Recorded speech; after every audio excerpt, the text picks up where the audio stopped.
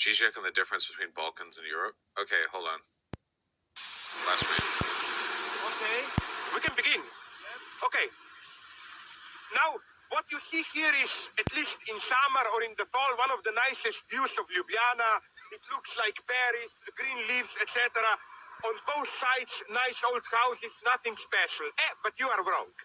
This river here is the official geographical limit between Balkan and Middle Europa. So beware. On the other side, horror, Oriental despotism, women get beaten, get raped and like it.